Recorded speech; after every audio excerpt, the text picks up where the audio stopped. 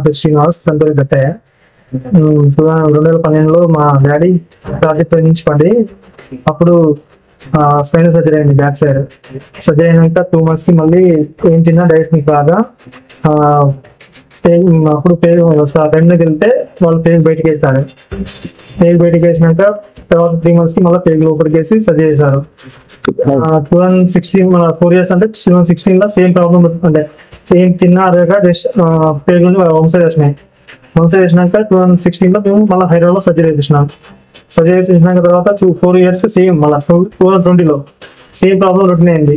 Routine అయినాక మళ్ళీ తనకు ఎక్కడ వెళ్ళినా ఎవరు కన్సల్ట్ అయినా బాగా ప్రాబ్లం అయింది. ఏం తిన్నా దేశం ఏదలే అని వచ్చినాక ఇక్కడ వీళ్ళు స్పేస్ హాస్పిటల్లో సర్జరీ చేసిన.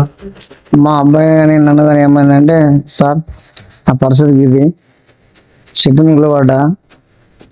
పడ్డాక దెబ్బ తగ్గింది, ఎన్ని నడు తగ్గింది. ఆ తర్వాత పొత్తుబ్బింది. ఆ తర్వాత ఆపరేషన్ చేశారు కరీంనగర్లో ఆపరేషన్ చేసినాక మళ్ళా పేరు బయట పెట్టారు. పెట్టి ఆపరేషన్ చేసి తీసి చేశారు.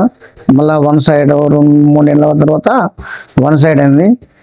1 side అయినాక హైదరాబాద్ వచ్చాము. హైదరాబాద్ అయితే హాస్పిటల్కి వచ్చి ఇట్లా సంగతి సార్ అంటే వాళ్ళు ఎక్స్రే చేసి ఆన్ చేస్తే మేము ఆపరేషన్ చేసుకోవాలన్నారు. అందువల్ల మళ్ళీ నేను ఆపరేషన్ చేసుకోవడం జరిగింది.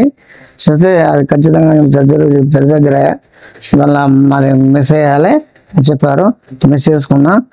మళ్ళీ అదే 3-4 సంవత్సరాల తర్వాత అదే పరిస్థితి వచ్చింది. వచ్చినాక మళ్ళీ ఇక్కడ కేసు హాస్పిటల్ వచ్చినాము. వస్తే ఈ సారు తీసుకుని చేశారు, కేసు బట్టి చేశారు సార్.